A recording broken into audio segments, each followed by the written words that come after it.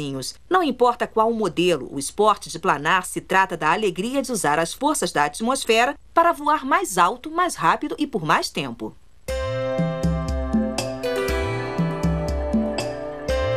Os planadores, como este pequeno modelo, possuem 3 partes principais: asas, fuselagem e cauda.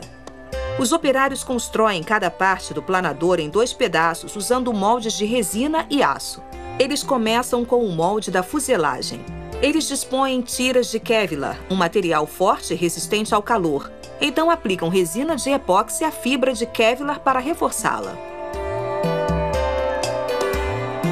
Eles deixam o epóxi para secar e, no dia seguinte, aplicam tiras de fibra de carbono para reforçar a fuselagem. A direção na qual os operários dispõem as camadas de fibras é a chave. No voo, os planadores estão sujeitos a forças poderosas que podem dobrar e torcer a estrutura. Eles devem ser resistentes, mas tão leves quanto possível. A seção da cauda do planador recebe o mesmo tratamento, exceto onde a antena vai ficar, pois os sinais de rádio não penetram bem na fibra de carbono. Os operários aplicam uma fina camada de tinta de gel branco ao molde da asa de 9 metros. Os planadores são sempre brancos para que não absorvam os raios do sol e fiquem superaquecidos. Eles rolam uma folha de fibra de carbono sobre o molde pintado. Então, toda a equipe de montagem aplica habilidosamente uma camada uniforme de resina. Eles precisam ser rápidos. A resina cura em apenas 30 minutos. Eles acrescentam uma camada final de fibra de carbono para reforçar uma parte da asa que está sujeita a fortes correntes de vento. Após colocar um fleece branco sobre as camadas de fibra de carbono, eles o selam entre 2 folhas de plástico. Um vácuo comprime as camadas, que puxa o excesso de resina para a superfície, onde os operários podem removê-la. As 2 partes da asa são colocadas usando a mesma resina de epóxi que liga e sela as fibras de carbono. Misturar alguns flocos de algodão ajuda a engrossar a resina, que eles aplicam à longarina principal, o suporte principal da asa. Então, as porções da frente, costas e centro.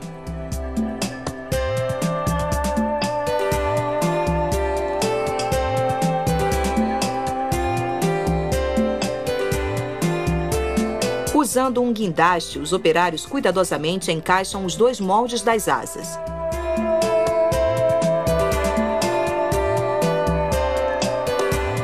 O peso do molde força para fora qualquer excesso de cola. Eles aplicam pressão sobre os 2 moldes e os deixam para endurecer durante a noite, em um forno aquecido a 60 graus Celsius. No dia seguinte, há um estalo alto quando os operários separam os 2 moldes. Eles carregam a estrutura da asa completada, que pesa apenas 60 quilos, para outra área para aparar o excesso de resina e lixar as emendas. Usando um cortador com ponta de diamante, eles cortam a asa em 2 para o transporte, revelando sua estrutura interior. Então, eles garantem que possam montá-la de novo facilmente antes de ir para a área de pintura, onde ela é remontada. Os operários escaneiam a superfície e marcam as áreas que eles irão lixar à mão. Eles montam a fuselagem do planador em um suporte rotativo, de modo que possam acessar toda a superfície. Eles a lixam e depois dão polimento até obter um acabamento brilhoso. Enquanto os operários montam o planador, eles inspecionam cada sistema. Verificam o comando do motor, que abaixa a hélice de lançamento do planador e a retrai para dentro da fuselagem. O trem de pouso deve ser abaixado e retrair sem problemas sob o chassi do planador. Agora eles remontam as asas.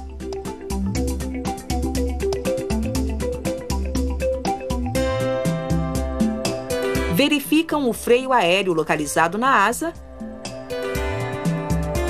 e, por fim, instalam a cobertura. O planador está completo.